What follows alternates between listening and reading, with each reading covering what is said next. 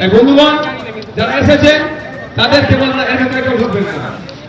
তাদেরকে বলবো আস্তে আস্তে আপনারা এখান থেকে বিদায় নিয়ে এখানে আমাদের মিডিয়ার বন্ধুরা যদি কোশ্চেন করতে পারে। আচ্ছা, আর ধন্যবাদ জানাই ভাঙড় থেকে আমাদের যারা পঞ্চায়েত নির্বাচনে আমাদের ভাইরা আমাদের দলের জন্য জীবন উৎসর্গ করেছে সেই পরিবারের লোকজন এসছে, ধন্যবাদ জানাই। আপনারা দুয়ের নাম আপনারা সবাই শুনেছেন, গুজরাটে কিভাবে তারপরে রাজস্থানে কিভাবে তারপরে নৃশংস হত্যা করে তাকে খুন করেছিল, তার পরিবারের আছে। আমি সত্যি একটা কথা আপনাদের বলি, রাজ্য সরকার চলছে না, একটা সরকার নয়, একটা সার্কাস চলছে। ৬,০০০ টাকার মাইনে নাকি সরকারি কর্মচারী। আজকে ডেটে সরকারি কর্মচারী ৬,০০০ টাকার মাইনে আছে? মেয়েকে দিয়ে করাচ্ছে, মানে বুঝতে পারছেন কি বিচারিতা করছে। আপনাদের বলবো যে আমাদেরকে সজাগ সতর্ক হতে হবে, আগামী দিনের জন্য তৈরি হতে হবে। আর পরিশেষে রাজ্য প্রশাসনের কাছে এখানে আইবি এসবির মাধ্যমে পৌঁছে দিতে চাই।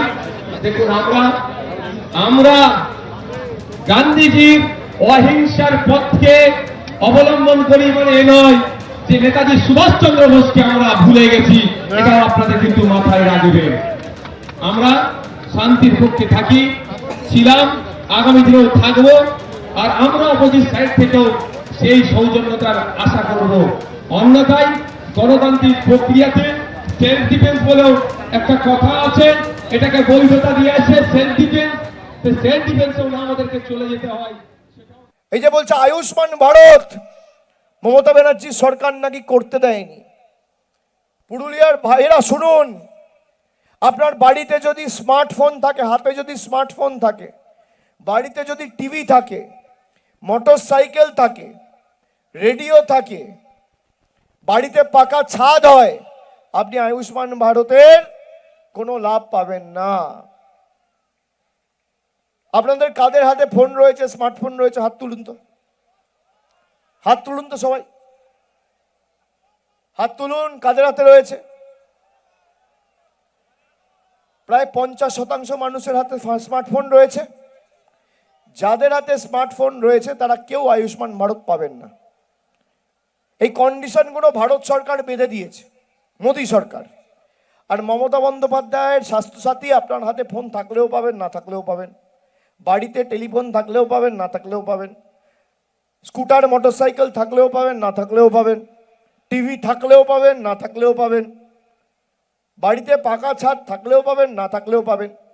যদি বাংলায় আয়ুষ্মান ভারত করত, তাহলে বাংলায় 10 কোটির মধ্যে 90 লক্ষ মানুষ আয়ুষ্মান ভারত পেত, 9 কোটি 10 লক্ষ মানুষ পেত না। আর মমতা বন্দ্যোপাধ্যায়ের স্বাস্থ্যসাথী 10 কোটি মানুষ পাচ্ছে, ছাদ থাকুক না থাকুক, মোবাইল ফোন থাকুক না থাকুক, কোনো কন্ডিশন নেই। এবার আপনারা বলুন তো, আপনারা কি চান, স্বাস্থ্যসাথী না আয়ুষ্মান ভারত? এই জেলায় 28 লক্ষ মানুষকে স্বাস্থ্যসাথীতে ক্যাশলেস ট্রিটমেন্টের ব্যবস্থা করে দিয়েছে আমাদের সরকার। 10 পয়সার অবদান নেই মোদী সরকারের, 10 পয়সার। লক্ষ্মীর ভান্ডার দিতে সরকারকে প্রতি বছর 27,000 কোটি টাকা খরচা করতে হয়।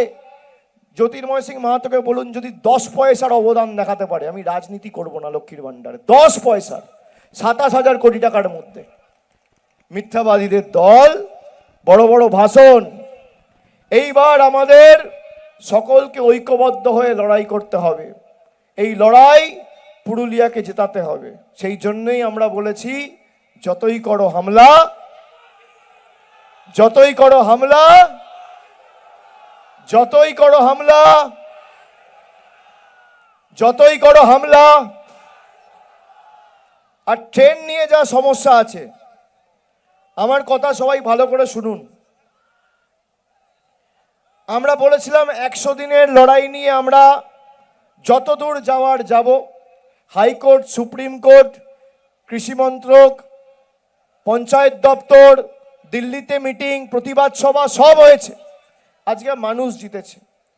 পুরুলিয়ায় নির্বাচনের ফল ঘোষণা হওয়ার 3 মাসের মধ্যে শুধু পার্লামেন্ট নয়, রেলমন্ত্রীর কাছে পুরুলিয়া থেকে 20 জনের ডেলিগেশন তৃণমূল কংগ্রেস নিয়ে গিয়ে যে রেল সমস্যাগুলো হচ্ছে তার প্রতিকার আমরা করব, বিজেপি চাক আর না চাক।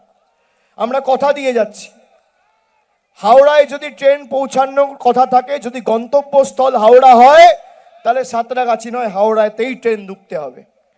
যদি রাত্রির 10টার মধ্যে ট্রেন ঢোকার কথা থাকে, তাহলে 10টার মধ্যেই ঢুকতে পারবে।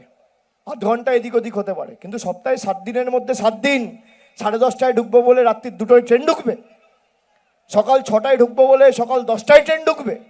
এ তো হতে পারে না। মানুষের সময়ের দাম নেই। আপনারা সবাই সংঘবদ্ধ থাকুন, বাকি লড়াইটা আমরা লড়বো। আর এই ভারতীয় জুমলা পার্টিদের 50-এর গন্ডি আমরা পেরোতে দেবো না, কথা দিয়ে গেলাম। পুরুলিয়া খালি 9-0 আপনাদের করতে হবে। করবেন তো? লড়বেন তো? তৃণমূলকে জেতাবেন তো? পুরুলিয়ায় আবার সেই উন্নয়নের কর্মযজ্ঞ চালু করবেন তো? যে উন্নয়ন বিজেপি বাধাপ্রাপ্ত করেছে সেই উন্নয়ন আবার শুরু করবেন তো? করবেন তো? তৃণমূলকে জেতাবেন, জোড়া ফুলে ভোট দেবেন। আপনাদের যেভাবে বোকা বানিয়েছে 7 বছর ধরে, একইভাবে বোকা বানাবেন। বিজেপির লোক আসবে, অনেক টাকা পয়সা এরা ছড়ায়, নির্বাচনের সময় টাকা পয়সা দেবে, সব নিয়ে নেবেন, নিয়ে নেবেন। ঠিক আছে? দর করবে। কাউকে যদি 1000 টাকা বলে 10,000 টাকা চাইবে, 10,000 বললে 15 বলবে, 15 বললে 20 বলবে। পদ্ম ফুলের থেকে টাকা নেবে আর জোড়া ফুলে ভোট দেবে। যখন ব্যালট বাক্স খুলবে, পদ্ম ফুলের নেতারা যেন চোখে সর্ষে ফুল দেখে, এটা সুনিশ্চিত করতে হবে। করবেন? আমার সাথে জোরে বলুন, যতই করো হামলা, আবার জিতবে, আবার জিতবে, আবার জিতবে, আবার জিতবে। 100 দিনে কে জিতলো? SIR-এ কে জিতলো? এদের সব আছে কিন্তু মানুষ নেই।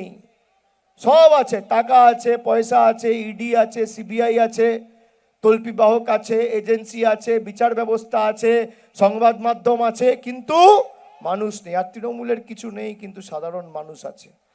তাই যতই করো হামলা, আবার জিতবে বাংলা। এবিপি আনন্দ, এগিয়ে থাকে, এগিয়ে রাখে।